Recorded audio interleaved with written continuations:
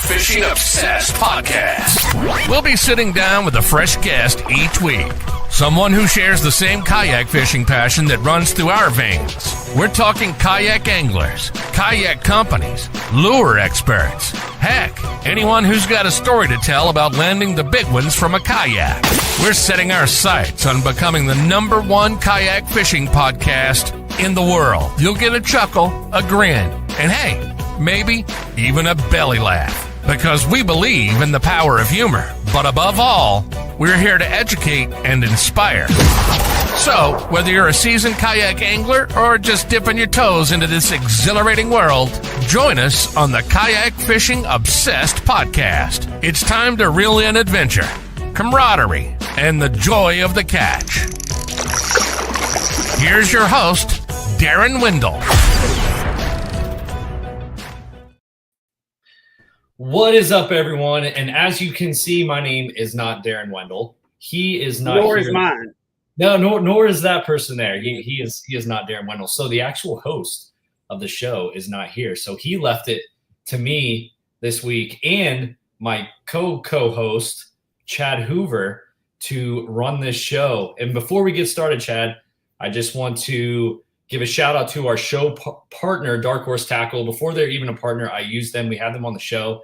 I've won multiple events. I got second in a Bassmaster event up there on Dale Hollow using their baits. So check out Dark Horse Tackle. I believe it's darkhorsetackle.com. Great company. Chad, how you doing, man? Pretty good.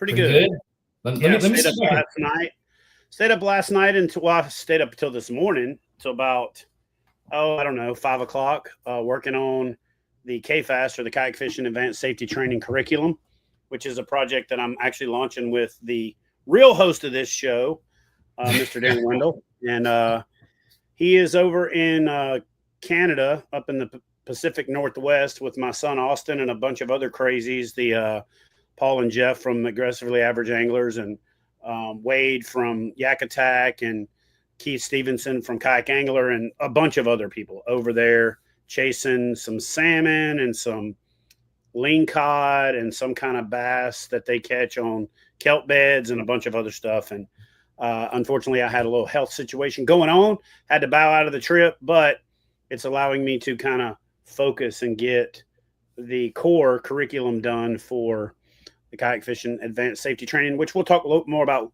in a future podcast and in the future. But that's what I've been doing. I've been writing. So, yeah. So you've been a little bit bored then, it sounds like.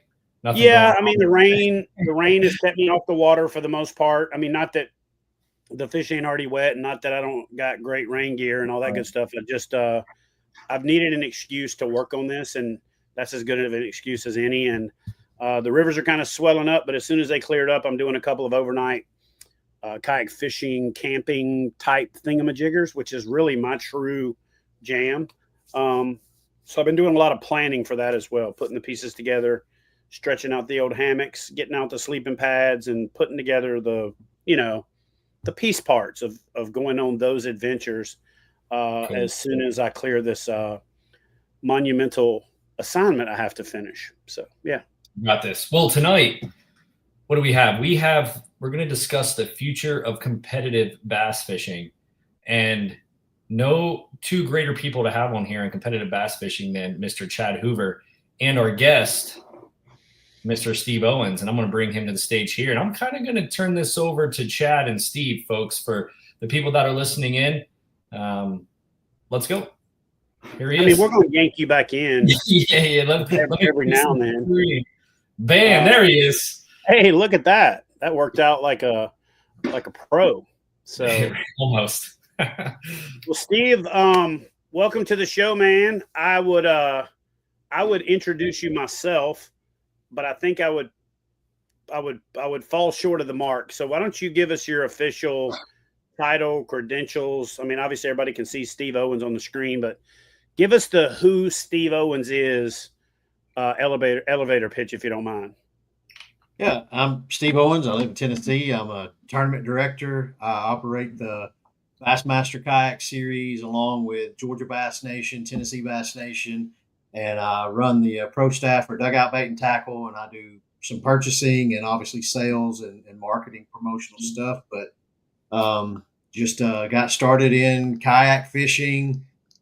I don't know. I don't keep up with years very well, but I was looking back the other day. I think it was like 2014-ish.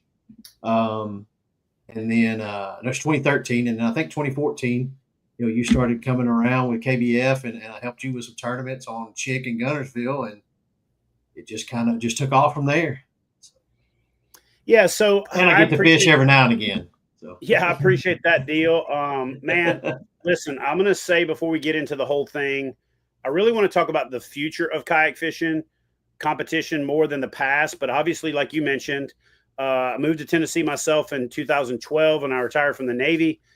We had launched the Kayak Bass Fishing Catch Photo Release Series over on Sandy Cooper, then moved it to Kentucky Lake, got the support of the Tourism Bureau there and a bunch of great sponsors, was able to do some stuff to kind of create the powder keg moment of like getting the interest in it and all that good stuff. But it was guys like yourself that served as regional directors for KBF. You were also running your own clubs over there in the East Tennessee area and doing all that kind of stuff. And so everybody played their part, right? Everybody played their role, and none of us could have done it without the other ones. I get a lot of, oh, dude, you did this, you did that. And I appreciate all that. But more than that, what I'm excited about is the fact I don't have to do it anymore, because if there's anybody else on this podcast that understands what you go through, you also conversely understand what I went through carrying that damn boulder for about 12 years, and it ain't fun. So I do not envy you, because I know that you only hear from the people complaining. You only hear from the people that need something. You constantly get reached out to from people asking you questions, and you say to yourself, I spent 40 hours building a document that lays all this out, so I don't have to answer this question 500 times, but yet you do. So I just wanted to say, I know that you understand what I went through, and I probably nobody in the country that understands what you're going through, have gone through, and will go through better than yours truly. And that's not any kind of pat on my own back. I'm saying thank you for picking up the torch and running with it. We all, about 5 years ago, we're all passionate, and everybody was trying to tear this thing in different directions. And, Hobie did a great thing. You guys have done a great thing. I think we did some great things at KBF. But the beautiful thing about it is I think we've kind of settled in on, I personally love the charity stuff and the virtual stuff and the kind of the new angler stuff, which I feel plays a role. And then I'll be honest with all of y'all, I never really liked the trying to go super pro, the pro series stuff and all that, because people were dragging me into it kicking and screaming. And Steve, you can attest to this. You always got 1,000 people in your ear. And especially for me, when I first got started, everything that sounded like a good idea, I wanted to do it. So I applaud you in your efforts and the things that you've done with Bassmaster in not trying to go too crazy big, too fast, and managing a really good series, keeping a really good turnout, not having any real drama. You know what I'm saying? Like all of that stuff. And I really think incrementally Bassmaster, the media enterprise has done a better and better job year over year, including the kayak fishing content in its actual, bigger bubble media. And I think that that's really what we need to get that professional piece to the next level. So I'll shut up now and I want to turn it over to you. I'd like for you to give us a little bit of how did you get involved with the Bassmaster series? Give us a kind of a lay of the land of what it is for the folks that not necessarily, into the whole competitive fishing. Like what events have you had so far this year? What events do you have left for this year? And then after that, we'll talk about some of the future stuff, which is the topic of the show. So take it on. Take it away, I should say. Well, the Newport Bassmaster Kayak Series presented by Native Watercraft is it's one of the national trail series that we have. We're not a professional trail series. We're all still an open series. We don't have a professional level series yet, which professional level means, you buy all in and that's all you fish for a living essentially in a year, it seems like. But got started with Bassmaster during the development when Dwayne Wally and the guys started it. Reached out to me because I had done the big Chickamauga and Gunnersville KBF events, and we had grown our grassroots club here on Lake Chickamauga. It was myself and Seth Lassiter, Ryan Lambert, and some others. We built TVKA, which is part of CAST, a Tennessee group of clubs, and our club was pretty successful, largely in part because we got to partner with the KBF events. So when Jody Queen and all of the Jay Wallens and all of those guys come into town, they would double dip into our tournaments, and it gave us notoriety. So that literally when people were driving to and from other places, they would check in on us and see if we had an event. So we always had national level competition across the state of Tennessee, number one, but especially our grassroots club. And then got asked to help format the Bassmaster series, and I ran the first championship we had was on Logan Martin. It was an open championship. I think we had 227 in it. I think you fished it. The flood monsoon down there in Alabama, right as COVID hit, and then during that season we had 4 events. I think it was maybe 5, but I run the Chickamauga event, and then I had to step away just because I had so much else going on and worked a regular 9 to 5. So I had to step away. I didn't have time to help do what I felt like it needed to do, which is because we all try to volunteer. You got to have a person that can be committed to it. For me, that's important because each tournament has the same footprint, the same structure and organization. And something that I worked hard to do is to set a narrative of what your tournaments are going to be. And the first challenge, I think, was that we're such a social and vocal kayak community that we're always communicate with other people during tournaments. But, as a Bassmaster series, what that shield means to some people, I quickly saw that we had to make certain that our events are airtight. So if you have a problem, you go to the tournament director. You don't call 3 or 4 other people to complain about it. You go to the tournament director so that I can do my job to make sure that we eliminate infractions. And that took over pretty quick. The anglers really appreciated it, and it kind of set a narrative. I know me, you, and AJ worked on a big governing body of rules to start working on that kind of stuff because we love team series where you can talk on the phone or whatever. But when you're fishing for first place, it's like 11 grand. And I know a lot of your championships were far more than 11 grand.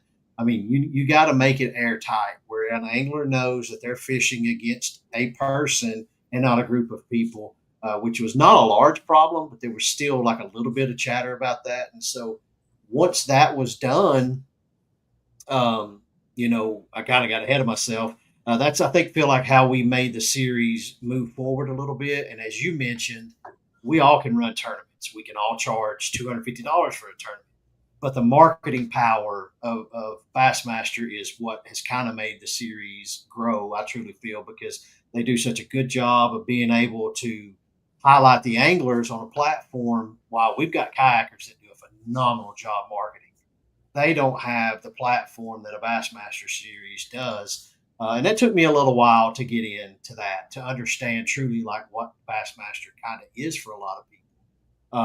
But I had to step away. And then about 3 years ago, Chris Bowes reached out, and we were trying to find someone to run the kayak series. And, as I got to talking with him and my wife, and it just kind of like the Lord opened the door, it was kind of like,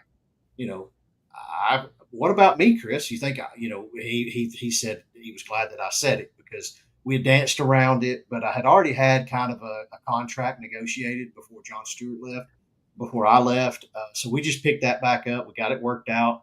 And so I was able to come back and kind of rebrand and restart the series in a time where I think, as you all will agree, attendance was kind of nosediving because COVID had passed.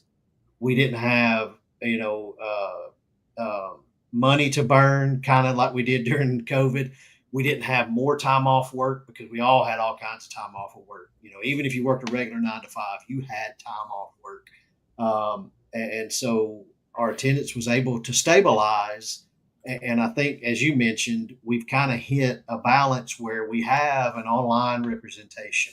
We have a grassroots representation, and then we have a Bassmaster series that, puts on the appeal of a pro series, even though, like you said, we're working on one. But I'm not a patient person. I like to try to go like you do.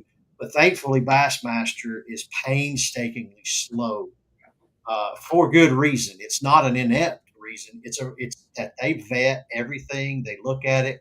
They have a model where they run lean. They don't have a ton of employees. They don't have 1,000 events. Like right now, I would love to put on 11 events because I want to service every area of the country, but I can't.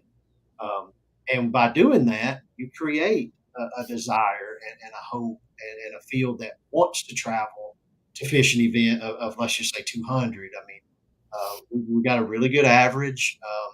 But for me, the main goal is to always try to put an event on a destination vacation lake for the angler. I want to service a geographic area in every region, but you can't always do that. And then what I feel like I do a pretty good job of is it's like, if I can't come to your area, I'm doing the best I can. We'll get there when we can. We could easily add another event, but now instead of averaging, and it's not necessarily about averaging 200 anglers, it's that now that payout gets to a point where if you finish 11th, you could take home $1,200, because we don't have a lot of sponsored dollars in the community right now. They're all disappearing. So essentially it's kind of a entry fee level series for now.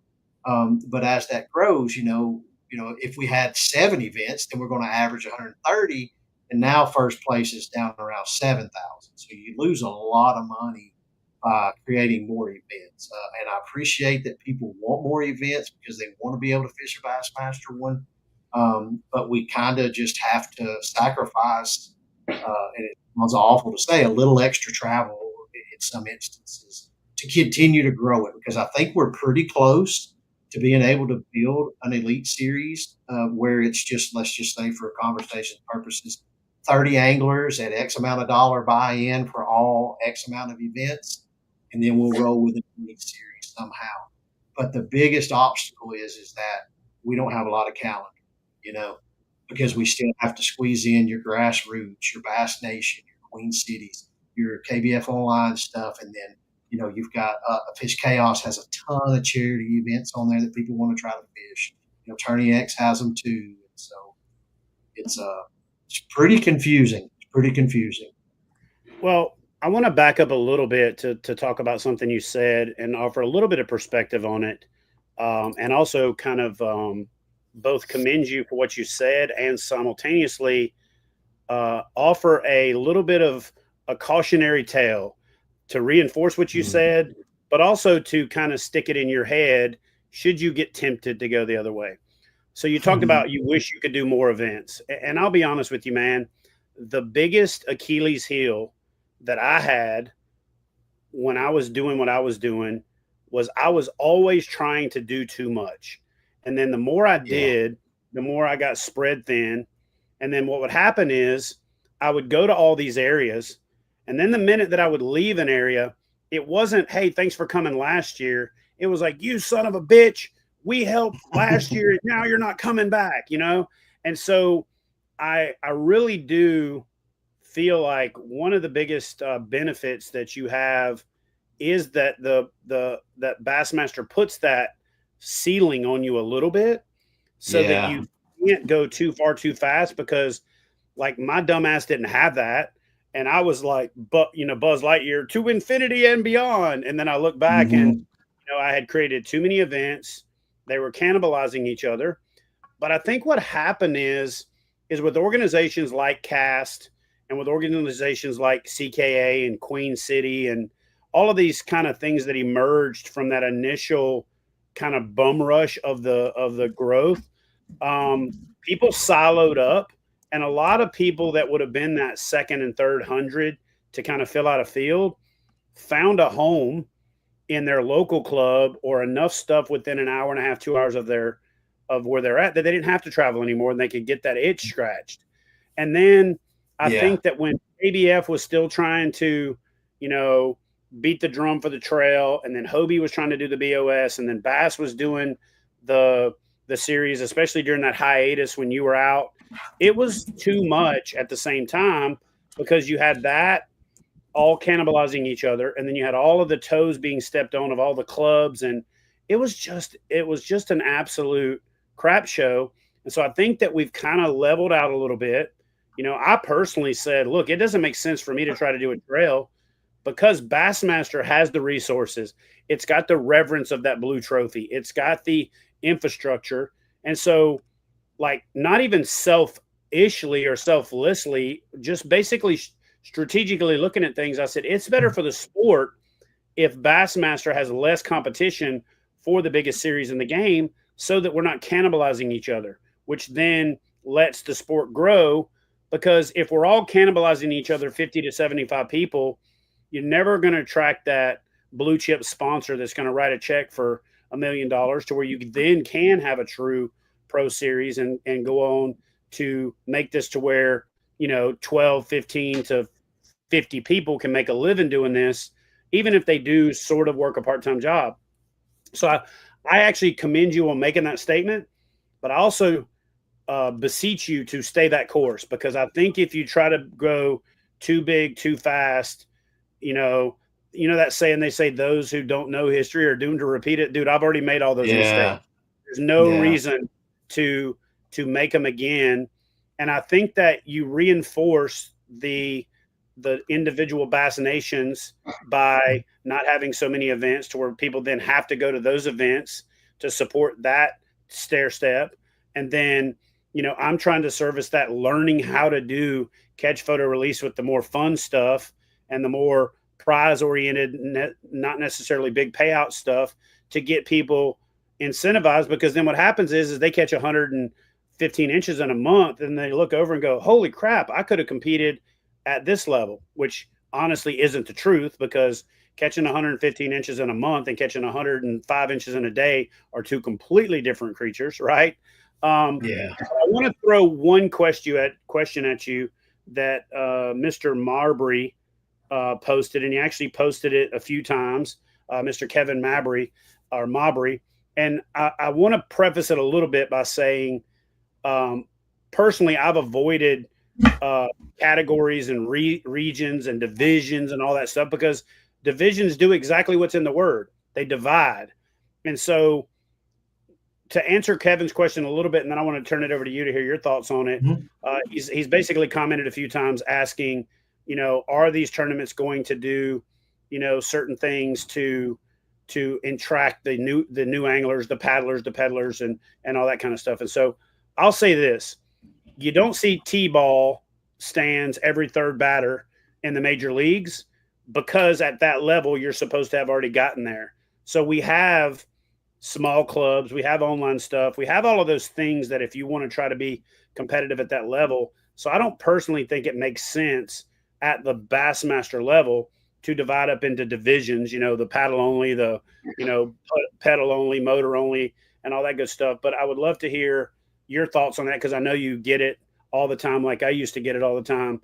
What are your thoughts on the concept of divisions, motors? Where do we draw the line? You and I have had this conversation offline probably a dozen times, you know what I mean? But I'd love for you to share your insights on your thoughts on divisions when it comes to competitive kayak fishing. Divisions are something that you can do if you have a big enough body of anglers to do it.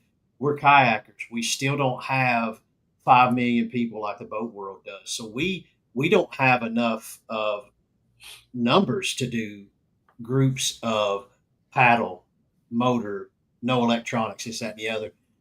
The other thing is that if you start doing things like that, say we're fishing Lake Murray this weekend. Now, so let's say we're going to a paddle kayak only. That entry fee, should that entry fee be $250? Well, if it's not, let's say we make it $100. Now you're fishing a $100 bill tournament, and you're fishing the same fish that guy who just paid $250 is trying to catch. So now that's not fair to someone who paid more money to fish the tournament. So it sounds good in theory, but that's why we, like Chad mentioned, we have, a national level series, and then you have a Bass Nation, Queen City, that kind of level. And then you have the grassroots stuff like we have in Cast and then some other clubs around the country. Those are for what you would want to call the entry level kayak thing. But I feel like kayaking, motor or non-motor, is still a pretty even playing field, that I don't think you should be intimidated to get into a motorized series or a pro series, if that's what you want to call it. Because, at the end of the day, you hear a lot of people say, and just to answer the Quest 3 adventures, I'm looking at joining my local KBF club. Is it worth it? Well, yeah, it's worth it, because you're in it for what you're getting to do, which is fish. You're fishing competitively. I hate the word ROI, even though I know it's applicable in life. I hate return on investment. I don't care if a tournament is, and I don't have unlimited funds, but let's say a tournament was $700 or $70. I'm going to fish it. I don't care. I just want to go fish. And so I've never looked at what does it cost to fish a tournament. And when I did do that, it was because I only had an X amount of dollars in my bank account. So I don't mean it that way. But the return on investment thing, I've just never really understood. But I do understand it's expensive. If you want to fish a Bassmaster tournament, and I'll just share this for those that may be interested, you're talking about a $200 entry fee tournament. And let's say you live in the Chattanooga, North Georgia, North Alabama area like Chad and I do. We're in the mecca of fishing. So let's just say we're going to fish Lake Seminole. That's a 6-hour drive for me, probably a 5-hour drive for Chad. You're going to stay, let's say you get Thursday, Friday off of work to practice. So that's a 2-night hotel stay. You're going to spend $1,500 conservatively, at least $1,000. You're going to spend at least $1,000 to travel and fish that. That's where you look on return on investment. So if you're fishing anything other than something 4 hours from the house, because we'll drive 4 hours, fish, drive back home. But for the division question, it sounds good in theory, but we're still a small community, and we don't have, number one, enough people to do it, enough people to manage it, enough resources. And then you get into if we do, non-motorized, well, do you get to compete against motorized also? So now we've got more judges that you have to hire. You've got more tournament management fees. And so, it all sounds good. And there was another question. There's not a lot of sponsor dollars in this. There's just not. Just to be transparent, and Chad knows, it's hard to break even on tournaments. It really is. And it seems like, well, you may ask the question that I just said that, well, how do you keep going? Well, it's genuinely because Bassmaster and these other series want to just continue to put on tournaments for people. For us at Bassmaster, thankfully, it's a big pile. They just throw all the money in a pile, and then they do a percentage and budget it out. I have X amount of money to spend on graphics, checks, trophies, stickers, this, that, and the other, judges, and everything like that. And then when we get over that mark, and I need, the flags blown away, well, I have to go in and they pull money from somewhere else, and so it's really, really hard. We hear that a lot, you know. Let me on that topic. Let me ask you something. So this year and probably last year too, like Bassmaster, when you're watching Bassmaster Live and the Elite Series, I feel like, I don't know if it's just more this year or not, but I feel like they're pushing the kayak, not pushing, but they're making people aware, promoting the Kayak Series during Bassmaster Live. Is that a purposeful promotion that they're doing to try to grow the kayaking, not the industry, but the Bassmaster Kayak Series throughout the country? Do they see it as like a potential thing that can really grow larger and have like an elite series for a professional side of it? Is that kind of in their future, or what are their views? I don't even know if you're allowed to share, but like, yeah, Bassmaster's view of how the kayak industry can be a part of it. Yeah, well, he'll I share until I get in trouble, so I don't mind keeping it back. If they don't preface it by saying "don't tell anybody," then I'm going to tell you. That's how we get feedback, because I don't know all these lakes that you all grew up on. I grew up wanting to be a Yankees shortstop. I mean, I don't know all these lakes that y'all fish, so I have to rely on y'all for information. So, but to answer your question, yes, from the beginning, it's been purposeful, but I feel like when it started, because Bass is such a small company, the social media person, when they're running an elite and we fish the same weekend, man, she can hardly look up, and so I'll send her the things and hopefully she can get to them.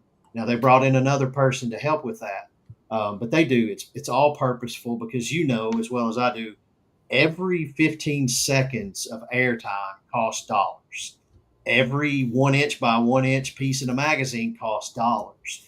And so, you can't just expect, if you have people wanting that 30-second space, when they do it for us, it's free. They don't get paid for that, which is great, because, we're part of the family too. But yeah, I think the first year they saw, how well things were going, and the angler feedback was great. But last year was the year that we all learned how to speak the same language. And what that takes is intentional conversation, and so you can't just run tournaments. You have to do the admin side, and it's not politics, but that's the only word I could think of. I have to make sure that I'm calling, John Doe, and just communicating, saying, hey, what do I need to do to get this on the website? Because there's a structure that they've been doing for forever that I don't know all of it. And so I have to figure it out. And they've been very, very, good and kind with information. So yeah, it's a purposeful thing. After the first year, like Yamaha Right Waters, that was because it's a clean water initiative. Everybody was like, well, that's Yamaha. No, it's not a motor. It's a motor company, but we were the clean water initiative. And so with Dakota Lithium, and then now Newport and Native and those kinds of people, and even Old Town, they didn't get the return on it they felt like for a little bit, but it dipped. It dipped for a little while because we did have so much, like Chad said, and Steve Fields always likes to say, we're all kicking the same can. And that's what we were. We were kicking the same can down the road. And for better or worse, we found where, like Chad said, a lot of anglers are comfortable just fishing that $40 to $75 tournament. They've had a taste of a high dollar KBF tournament, a high dollar Bassmaster, a high dollar Hobie, an All American Series. They've had that taste, and now they're okay settling back a little bit. I don't know. Someone's asked me about, why don't we have $500 entry fee? Well, that's going to make more money in the pot if people can afford it. I like the $250 balance. I mean, because the payouts are good. I still only believe in a 10%, because that way last place can get the entry fee plus $500 back. If we go to 15%, like some places do, like the boat world pays 30 places, no matter how many. Well, if we've only got 150 people in it, well, now, that 30th place, I'm going to give you your entry fee back, and I expect 15th place to be happy taking home $800. I just, if you're one of the hammers, and I'm not saying a name associated with hammer, if you are a hammer in that event and you beat 200 people, you deserve a lot of money if you're in that top 10. And if you're last in the money, you need to at least get, double back on top of your entry fee, in my opinion, because now at least I got your gas and hopefully your McDonald's to get you back home. So, Steve, I want to talk about something. You made a statement that's actually kind of funny about you're going to say what you can say until they say you can't. So the double-edged sword for me is I can say whatever the hell I want to about what I've done, but the double-edged sword is sometimes I say too damn much. But I'm going to just say this. I retired from the Navy. I spent 20 years busting my ass. I saved. I grinded. I then made smart decisions along the way. I went on extra deployments so that I wasn't spending money and I was making hostile fire pay and imminent danger pay and some of those things so that when I retired, I would have enough money to not have to struggle. I invested in Hook One, and then Chris Stewart and I really made that thing successful, blew it up over about a 4-year period. And then I made enough off of that sale when the company that ultimately wanted to buy us bought us to give me a 4 or 5 year cushion to make KBF successful.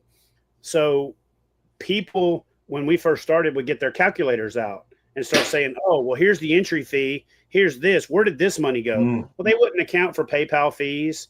They wouldn't account for the T-shirts. They wouldn't account for the trophies and some of that stuff that at that time either had to come out of my pocket or had to come out of memberships. And we had just started the whole membership concept. And it was like everybody wanted this 100% payout theory. Well, who's going to foot the bill for all this other stuff? So I did. And to this day, aside from the sponsorships that I've done, that I have then worked my ass off to pay off by creating video content and product development and designs and all those things, I've invested pretty much everything I made, both in my 20-year Navy career and in my 4 years of blow and hook one up, to put it back into kayak bass fishing. So people always are online with their little keyboard courage talking about how much money I've made off of KBF. So I'm actually going through the books right now to get cleaned up after the divorce. And I'll tell you how much I've made on it, on the tournament part especially, is a negative $400,000. That's how much I've made. I've invested that much money into it. I've invested in paying staff like Lynette and Hank to help me write about it and run it and do all the things that it would take to build a company like a Bassmaster of kayak fishing, until I got to the point to where I was like, this is insanity. I am never going to make back my investment. I've got to pivot, and Bassmaster is better equipped to do this. But what people don't understand is they see a sponsorship like Torqeedo, for example, when we did the national championship with the $100,000 payout and all this other crazy stuff. And they're like, oh, he made a bunch of money. He sold out. Unless your calculator's broken, you dumbass, I actually put every nickel into the payouts, plus some, plus the staffing to be there and the overhead and the PA system and all of those things. So trust me when I tell you, I understand how expensive it is. So just like the anglers, when they go to a tournament and say between hotel, gas, and food and all this stuff, I'm spending $1,000. Well, multiply that times four if you're running a tournament with just 2 or 3 people to help you, that you got to cover their expenses, you got to cover their meals, you got to cover their mileage. And dude, it is not a viable way to turn a profit. It's just not. The idea was it created an umbrella that made people want to join, to be part of it, to where that would, hopefully break even. And over the next 3 to 5 years, if everything goes right, I will kind of recoup that. But by pivoting KBF more towards a social club and a club that also fishes Bass Nation, that also fishes the Power Hour from Native, that also does that, to where we embolden our members. But I don't want to drive the point home like beating a dead horse, but I don't think people quite understand how expensive it is to put these events on.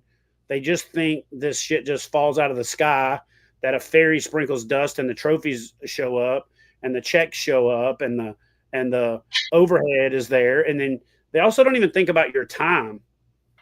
So I want you to talk a little bit about the time investment, and I'll set the table a little bit. Mm-hmm. You're talking about a week per event just to do the event. Then you're talking about all of the lead up and all of the tourism negotiations and all of that stuff. So talk a little bit about the time commitment from a tournament director. And this is not for me to pat myself on the back or you to pat yourself on the back, but what I really want to foster is an appreciation nationwide for how much work these grassroots tournament directors are putting in. That's thankless. A lot of times it's coming out of their pocket, and they deal with all of the BS and aren't compensated for it. So talk a little bit about like being a tournament director, especially for you, because you've done it at every level. You've done it with, TVA. You've done it with KBF as a regional director. Now you've done it with Bass Nation. Just talk about the job of being a tournament director, if you don't mind. Yeah. Well, thankfully, several years ago or 3 years ago, I was able to quit doing a regular 9 to 5 because, for 4 or 5 years, I was doing, all the stuff that we do, working for dugout and working a regular 9 to 5 job. So thankfully my old boss fished and he got it. And so I had a lot of flexibility there, but, the most time constraining part of any of it is sponsorship stuff, because, we're all fighting for that crumb. And then you're talking to a rep that doesn't necessarily understand any of the tournament series even the Bassmaster tournaments. They don't understand them. They just know that they want to sponsor them. So you have to educate them on what you do. You gotta sell them on yourself and your vision, and you got to get along with them. So that takes a lot of time. Scheduling, the most frustrating part is putting it on paper and then reaching out to a chamber and the other tournament directors that you try to work with. And then all of you have the same date on this one. So that juggling takes a lot of time there.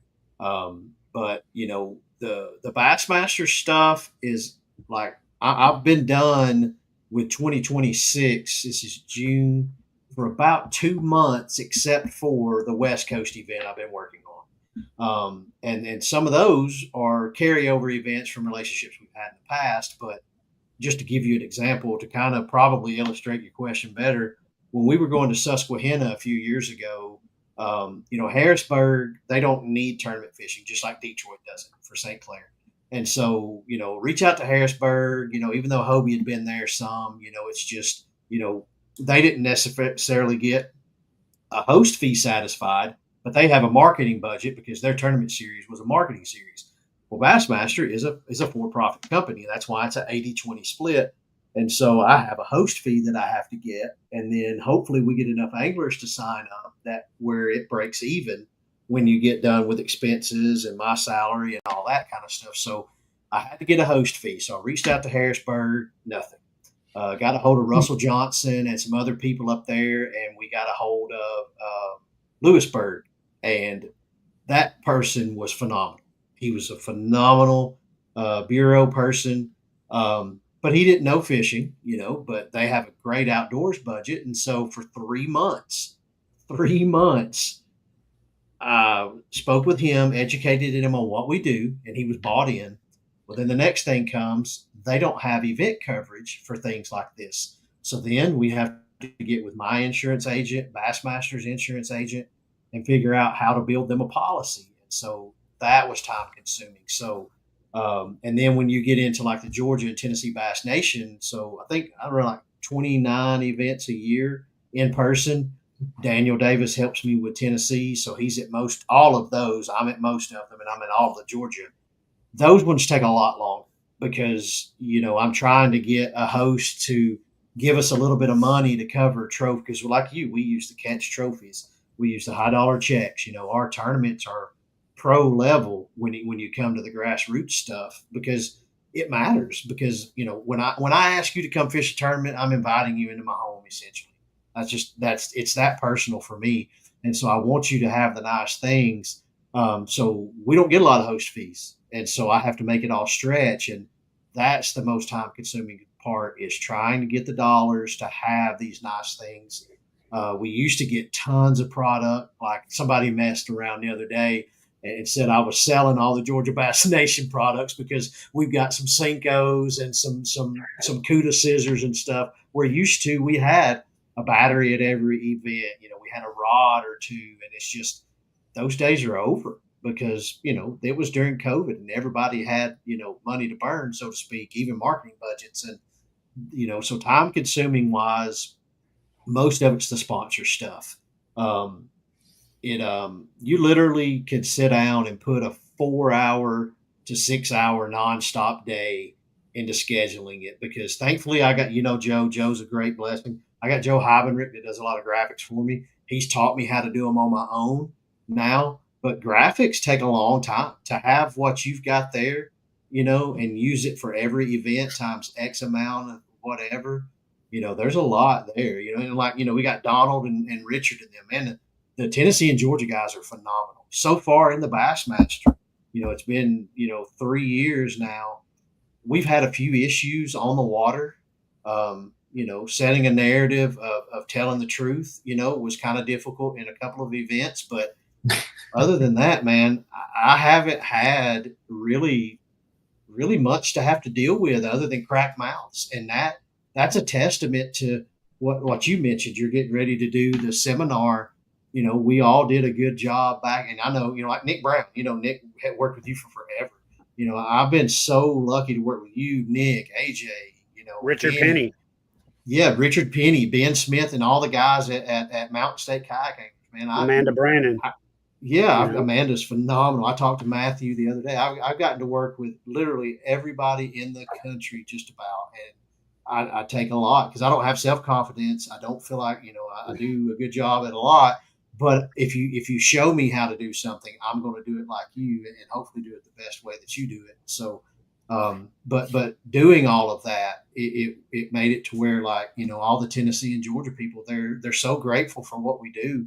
And I take it to heart. Like if I can't go to an area next year, it sucks, because I'm like, these people drove from point A to Florida, from point A to Oklahoma, and now we can't give them an event next year. But to your point, you just have to continue letting them know, guys, as long as we stay lean, we can keep our numbers up. The Richard Hank had asked about the non-endemic stuff. Something that the most concerning thing I see in kayak fishing, and this is absolutely the most concerning, and I know we all work for a living, but our social media influencer people are dropping. They're dropping like crazy. I mean, you've got like Louis Delgado that does a great job. We've got Fisher Folk, and then that's just some of the local guys here in the Southeast. But, we got to have that. That's how you get the non-endemics, and the angler, not necessarily relying on Chad or Seth or me to connect them to somebody. Go knock on a door by yourself because, that relationship you make with John Doe is yours. And then, like when GSM, and I love GSM, we work with them a lot. I run a tournament for them. But when all of these major manufacturers started getting bought up by these big entities, so let's just say, Steve Chad's Tackle Works bought 7 bait companies. Well, those 7 bait companies had a pro staff manager and 20 pro staff people. Well, now we don't need all of them because we're one company that just bought 7 more. So now Seth's lost his gig, because your regional manager got canned because we don't need him now. And that's why it's harder to do the sponsorship stuff. But it's making that connection with the guy or girl that works at company X. That's how you get your sponsorship stuff. But we don't have, and again, I know, and I'm not looking at it like this is the kayak fishing world. This is the kayak fishing world, but we've got this much social media outpouring, and this is the boat world, and they've got this much social media. Even if it sucks, still do it. You'll get better at it, and I'm not even good at doing it. Yeah, look at Chad. I want to touch on those two. I want to touch on 2 things. One, I want to reiterate what you said, but I also want to share a little bit of insight to, again, one of the biggest mistakes that I made is that I would go out and find 5 or 6 really good partners, Shreveport, Louisiana, Toledo Bend, Paris, Tennessee, Knoxville, Gunnersville, Huntsville. That's probably about it, realistically, Sandy Cooper, okay, Clarendon County. And what I would do is I would get these great host fees from these organizations, but then what I would have to do is cover the cost of going to 6 or 8 places that I couldn't get a host fee from, assuming that if I did well, that they would come back around. But unfortunately, it's almost like the why buy the cow when you get the milk free. So what ends up happening is those cities that you take a tournament to, trying to foster a relationship, don't budget for it, and because you brought it there and it was successful, they say, why do I have to pay for it? And then then on top of that, you have to spread your sponsor funds even thinner, because every event still costs the same. If I do an event on Shreveport and I spend $5,000 to $11,000 on the event activation between staff, checks, trophies, dinners, all of those things, and then I turn around and get a $10,000 host fee. Well, if I do one more event, I've already lost money. And I did that. I did Havasu and California and all of these places with really small host fees, thinking that it was going to grow. And I took this, if you build it, they will come approach. And that was the wrong way to go about it. I like what Bass is doing, which is if you keep coming, we'll build it. Right. And that's the smarter way to go about it. But I was in this pioneer mode where, and I'll just be honest, the Joe Hobbenridges of the world was trying to pull on my Cape Dew. We need to slow down. And I'm like, let go of me, man. We got to get up to the top of that mountain.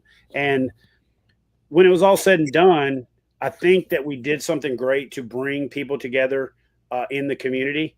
There's people that know each other because of KBF that would have never known each other. But I'll give you an example, man, on each of because somebody will say, how the hell did you spend $400,000? Well, over 10 years, that's only a $40,000 loss each year, if you really think about it. But I was doing things like a $65,000 national championship television show production, a $45,000 KBF the 10 production to grow the sport. And then what was crazy, and this is going to segue into your other point, I would have 10 people that I spent $40,000 to $60,000 to build a TV show on. I would put the video out, and I couldn't even get all 10 of them to share the video. It's like, guys, like I just spent all this money to grow your profile, and you're not even taking advantage of it. So I don't think we're ever going to get to that non-endemic level until the bubble growth is such that, yes, they invest in the Bass Nation Kayak Series, Newport, Native, and those kind of endemic sponsors that are going to provide the base nut. But until every person in that 200 field is posting on the way there, day 1 update, day 2 update, here's where I finished, here's what was great, you know what I mean? Like, to where the bubble is 200 times what it was, and then that can snowball, we're not going to really ever attract those non-endemic sponsors that are going to write a multi 6-figure deal. And unfortunately, that's where we're at, is the anglers kind of got to take the ball and kind of run with it. You know what I mean? Because the organization can't do everything. Even an organization as big as Bass or Bassmaster can't move the whole mountain by themselves, and I've seen Bassmaster media kits before, because I've had a rod company that I owned in the past where Elite Series pros and Bassmaster pros were sending me their media numbers, but they were also doing their part. They were posting, they were doing trade shows, they were working booths. And, we've got a handful of guys that do that in our industry, but we need a couple of hundred handfuls of them to really move that next mountain. What are your kind of final thoughts on that part of it, Steve? Yeah, it's absolutely correct. Because we do it because we have a very supportive sponsorship system in Tennessee and Georgia Bass Nation. But most of that's prize stuff, but they do make it to where we can cover, like I said, all the nice things. And our anglers this year have done a lot more than in the past, because even if it's just sharing like my post. But the boat world understands, like, let's just say Donald Guthrie's our boy in here comment. When he shares it, if he'll go in and hit at Carl Black Chevrolet of Nashville or at Newport and put that in there, they see it that way. If you just share, but now we need educational tools, and it could just be a short YouTube video that every tournament director puts in their grassroots club. It says, hey, whenever you share, Seth, Steve, and Chad's tournament, tag these sponsors. If you won, we give away a GoPro every tournament. Drew Gregory got us connected with the good people at GoPro, and we're trying to grow that relationship. So it started out with a camera per event. During practice or the event, you upload a catch, cast to catch kind of thing. We'll edit it for you, and we get 2 to 3 tournament. We're averaging 200 anglers.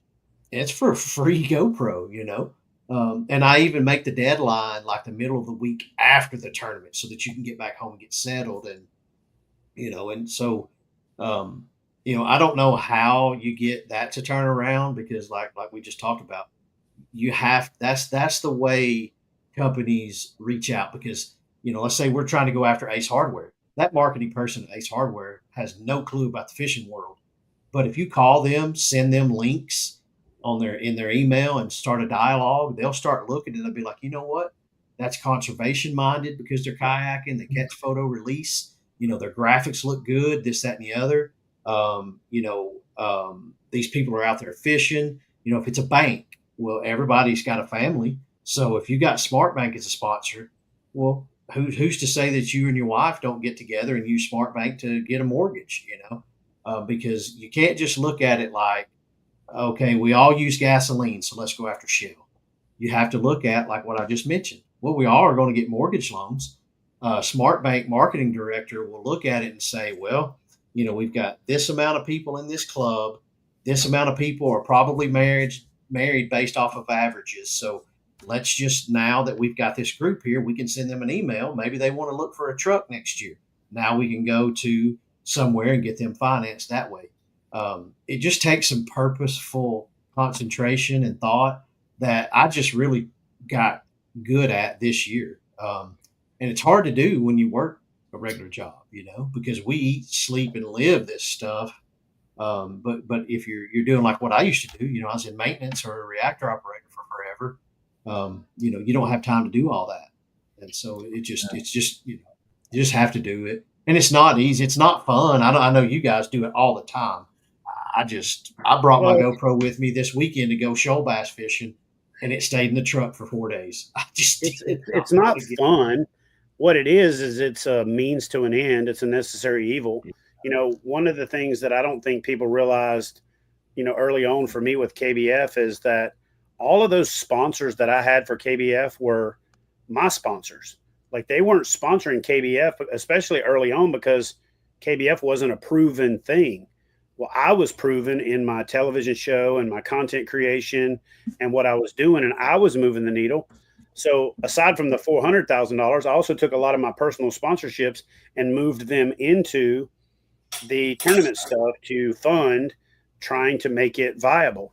If I had just focused on growing just my YouTube channel instead of worrying about all that crap, I probably have 1 million subscribers right now, and I could do whatever hell I wanted to. That all being said, I still feel very fulfilled in what we were able to accomplish. I do want to answer a question I see over here in the chat real quick from KC Kayak Angler. He asked about regional championships. Would be a great way for KBF members to get together without a long road trip. Any thoughts on that? Actually, yes, we spent the first half of this year kind of revisiting that, and we have 15 regions now. This year, everything is about a baseline. So there's some prizes for the regionals. But just head over to Fishing Chaos and click on Trail Club on the left-hand side. Go to Kayak Bass Fishing, and you'll see the regional series is already there, and we will have championships next year. But again, we're gonna crawl, walk, run, fly. I'm not gonna go spend $1 million trying to make it big. I want it to be more community and fun and less. I want to say less professional, but less professional than what Steve's doing. I don't need the backdrops and the over checks all the way out to 10th place and 5 trophies. And it's going to be fun, and it's going to be engaging, and it's going to be like the old boondoggles used to be.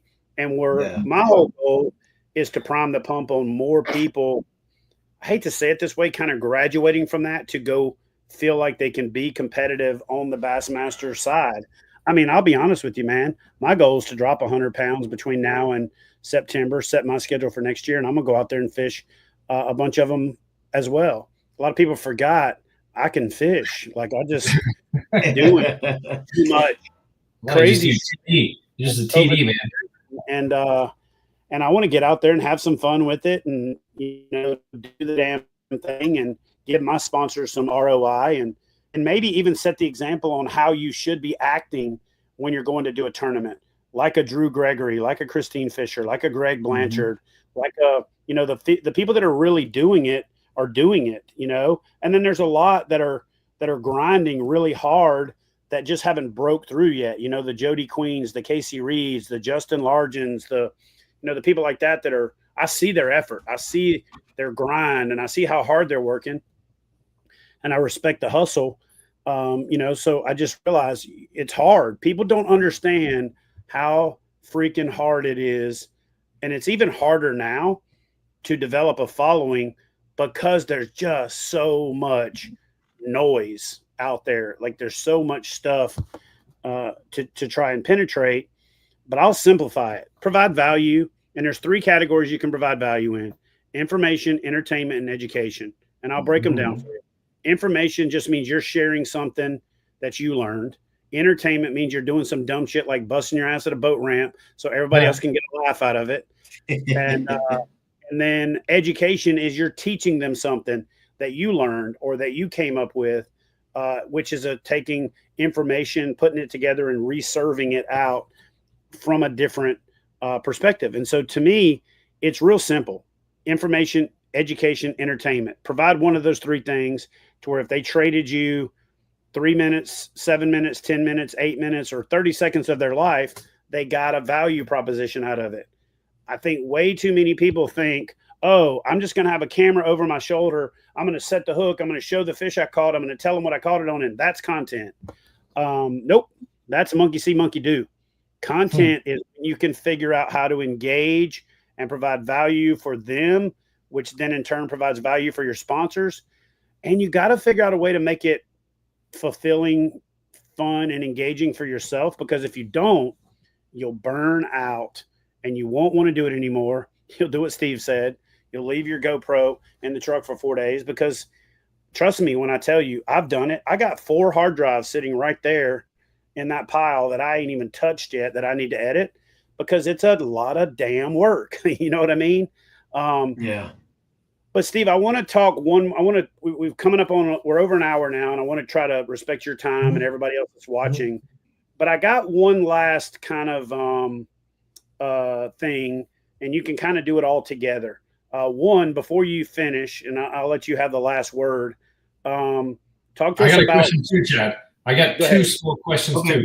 Can I fit them in?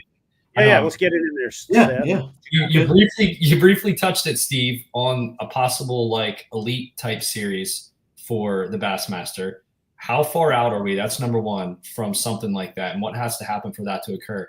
And number 2, the potential for live streaming. Is there anything Bassmaster live streaming in the future in the kayak series? 2 questions there. Yeah. So the first one had 2 parts. How far are we from it? There's no answer for that one, really, because we're just kind of in the interim trying to format it and see what that looks like. I reach out to anglers to see how much engagement we would have. Feel like we've got about 40 people that could commit to an elite series, maybe need 50, which I think we could get to. What we have to get that is more sponsor engagement. And that doesn't necessarily mean everybody's got to go out and set the world on fire with social media. We just got to figure out a way to convince those people to buy into the kayak world. And what I always pitched, and like my job at Dugout Bait and Tackle, is to get St. Croix to not only give you, I mean, everybody can get a discount, but Seth has a good following. He's a hardworking angler. He helps us sell product. So through our purchasing power, you need to give Seth X amount of combos on the house so that he can go to work for us. And the reason you need to do that is because we're going to market to 100% of the kayak world. If you don't do this, then you're not marketing to the kayak world. You're only marketing to who happens to see you in a magazine. If you work with us, we're going to take you to the kayak world. And if you don't, you're ignoring 100% of the kayak world. I can't give you a number, but it might be 1 million or 2 million people. And if you get 20% of those sales or 10% of those sales, that's 1,000 people times $200. You do the math on that, and that worked for me on the product sponsor for my anglers. And so I try to do that with the tournament series because I brought a couple pretty close to the door with Bassmaster. And then that's the answer to the first question. The Steve, second question was what? Yeah, go ahead. Answer that as well. Because I'm going to take a little bit different angle. You said it the first time around, but didn't say it so much this time, and I'll be the asshole that says it. We're not going to have an elite series until we have 50 people who act like elites. We're just not. We're not going to have it until there's 50 people consistently going to tournaments, and they're vlogging their trips. They're posting about gear preparation. They're sharing their tips on success. They're doing lake breakdowns after the fact. They're doing the things that the reason we know Gerald Swindell's name is because somebody interviewed him after a tournament and he told people what he did. He went the extra mile and did it on his own. When we got 50 to 75 people that are acting like that, then we can have an elite series. So it's really more on the community than it is on an organization like Bassmaster to just wave an umbrella and say, we now have an elite series. We kind of need the people to act like an elite series, and then that will lead to an elite series. Would you agree with that, Steve? Yeah. To an extent, like I want to just like what my vision for it is, and I don't care to share it because it's ain't like we all steal this stuff. We do the same thing. When so let's say we've got 10 people that do what you said. Well, we still need those other 40. Well, if we can get those 40 to commit to fishing, we'll do a workshop. We'll give you the tools to teach you how to do those things because Seth could commit to it, but he's only 30% in on the social side. So let's not wait on that. Let's go ahead and show them how to do it. Like to your point, information, education, entertainment. We can give you the information to do it and the education to do it. And so, that's where I think we're at there. Kind of funny that you say that because I probably shouldn't be letting this cat out of the bag, but Darren Wendell and I are launching the Kayak Fishing Advanced Safety Training in probably 2 weeks. It's already a established company, name, business, all that kind of stuff. But on the heels of that, we're also going to be launching a thing called the PSA, which stands for Pro Staff Academy, where we're going to legitimately do what you just said very inexpensively so we can start cultivating a culture of understanding how to better promote, represent, provide return on investment, understand what return on investment means, understand how to calculate it, understand how they're going to calculate it, understand how to have conversations, know how to approach companies. The number one thing I see all the time is people ask me, man, how do you get sponsors? I'm like, well, how many have you had tell you no? Tell me no for what? For however much money you ask for. I've never asked for money. Well, if you never ask for money, you're going to get exactly what you asked for. So you've got to, at some point, learn how to ask. And so we're going to work on that for sure. So Seth, what was your second question? Just the live streaming, if that has any. Oh, yeah. So I'm looking, we are looking at potentially moving the championship out of the spring to the end of the year. The reason being, what we've tried to do the last 2 years is make it where the elites are fishing here and we either come before them or after them in proximity so that we can get the elite stage, so that we can get the streaming camera, so that we can be on Bass Live on our own and stream. We've been trying to do that, but logistically, we haven't been able to do that. But if we can move our championship to a date where there's no other bass events, we're going to get absorbed by the Classic simply because it's the Classic. That's what it's there for. That's the Classic. We were just an addition to it. And that's not an insult. We were just an addition to it because the Classic, on my recommendation, was enough of a selling point to get people to buy into the series for some years. Well, now we're here. We're visible. We get a little bit of shine at the Classic, and that's great. We're always only going to be able to get this much because it's the Classic. It's there for the Classic, not us, not the college, not the high school, not Bass Nation, not the team series. It's there for the elites. So I'm grateful to be a part of that. But if we can separate our championship, then now we're standalone. We can get the elite stage. We can get streaming. We can get more camera boats. We want to figure out a way to live stream to the website, but if we have the truck there, then we can do that. That's always the holdup, is that y'all see the media truck. That's a lot of dollars.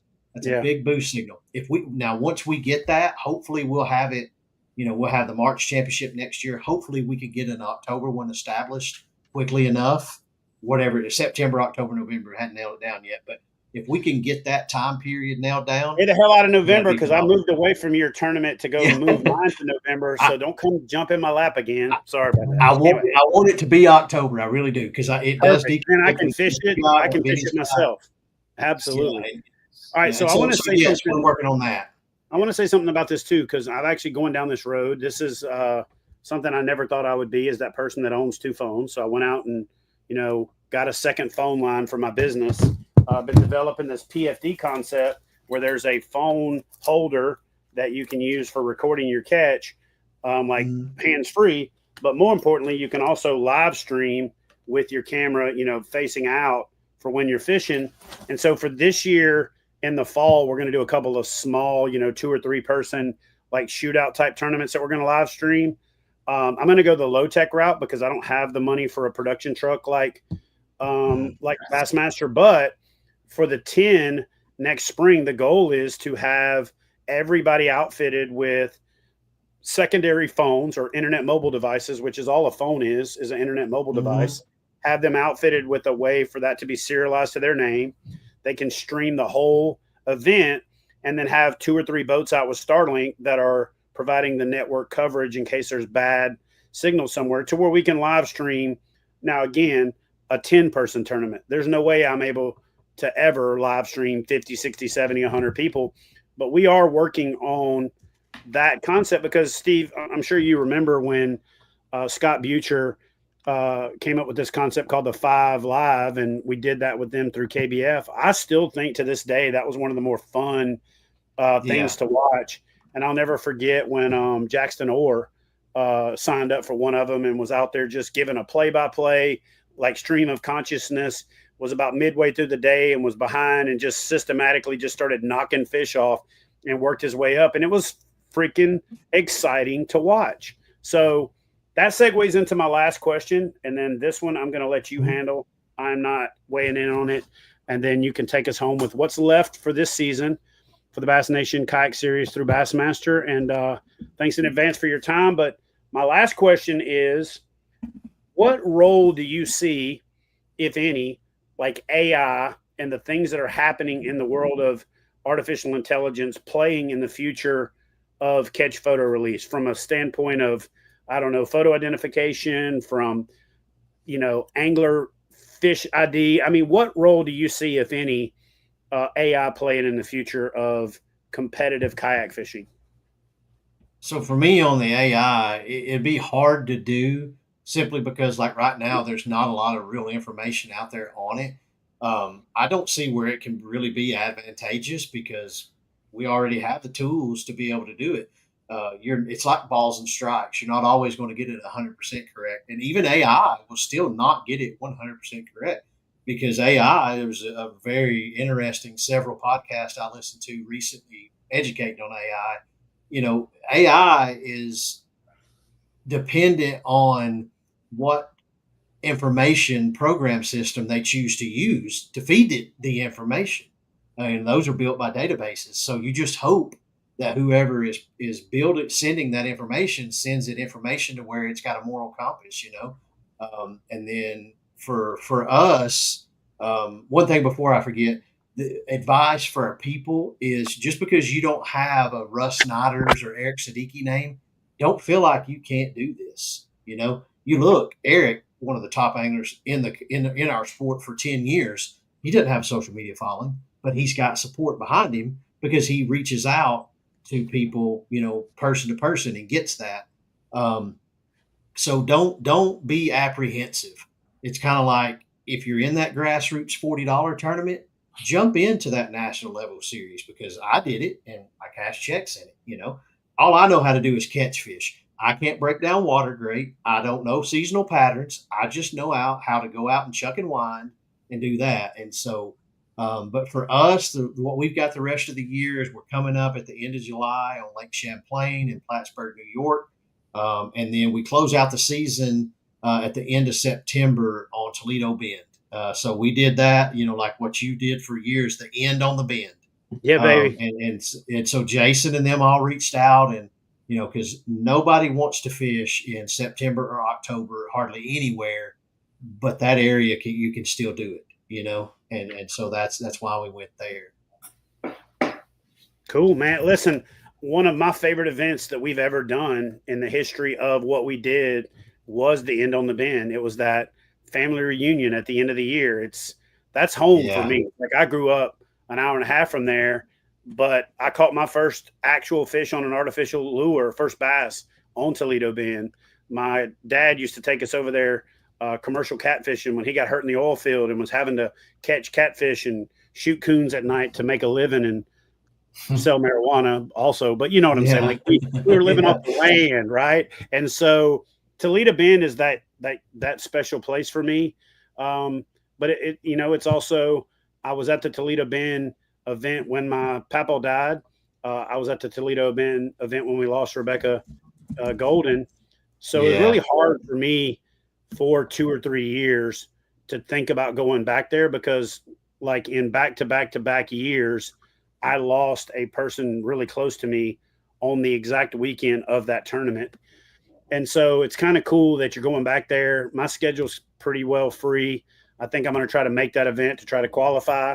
Do me a favor and try to go to October if you bring the championship to the fall, because I'm trying to stay in November around Veterans Day to tie into the veterans charity stuff that I'm doing. Yeah. And I'm going to keep beating the drum and waving the Bassmaster flag as hard as I can. We're covering it as best we can on KBF as a club and as a media company. And I feel like that's our role as a club, is to support what's going on the national level. We're going to do some regional stuff to make it fun. But Steve, man, honestly, bro, can't thank you enough for what you do. Like I said, if there's anybody else out there that knows how hard it is to do what you're doing and doesn't envy the position that you're in, no matter how much you put on a good face, looking public, I appreciate you, man.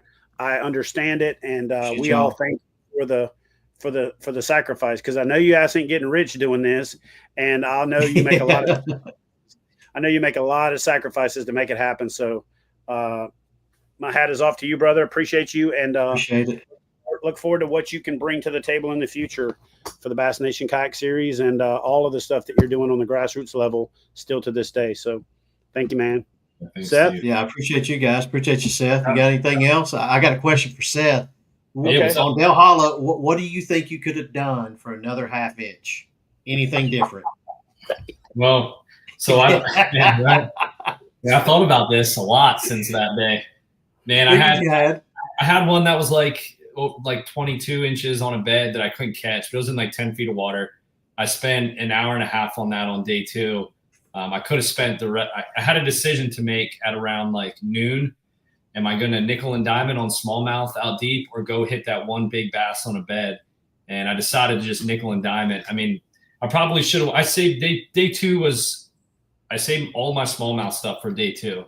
And I didn't go there until probably like 9:30, 10 o'clock in the morning. I hit some largemouth stuff in the morning. So probably go there earlier and rotate on. I had so many fish that were left out there. So it was more of a probably should have hit that area early type deal. But yeah, we came close. I was very satisfied with where I ended. I thought for sure Ewing was going to pull ahead a little bit more. So when I ended up only losing by a half inch, like another half inch, and I would have won, I was like, dang, I was closer than I thought I was going to be. So, but yeah, it was a fun event. Yeah. See, guys, it's just like Steve said. Anybody can go to one of these events and pull off a. Hey, I have never fished Dale Hollow before. It was my first time. Went up there, practiced, found them, and laid into it. So anyone can do it. If I can do it, Florida guy. Like, I'm looking at the top here. You got a Florida guy, Ohio guy, New Hampshire, Pennsylvania, Massachusetts, another Florida, and another Pennsylvania guy. I mean, all out of towners, not historically. It's wild. But I appreciate you guys. Appreciate getting able to be able to get on here. And we'll see you. You get to fish any more this year, Seth? I was I was going to go out to Toledo Bend, but now that I qualified, I got 3 little girls. They're 8, Oh, 8, 7, and 5, so it's tough to travel right now. I'm definitely going to do the championship, but I was going to do 3 events, but now I might just wait around for the championship. So that's you got to pay them dues at home, but we should be seeing you early next year to start the season. So I love to hear that. But I appreciate you guys. Thank you, Chad. We will all catch up in a little bit. Thank you, guys. Yep, and thank you to our show partner, Dark Horse Tackle, as well. DarkHorseTackle.com. That's what I got second place on baits on Dale Hollow. So I want to end this stream now. Thank you, everyone. Thank you, Steve. Thank you, Chad. Y'all have a good night. Appreciate it. Good night, See y'all later. Bye-bye.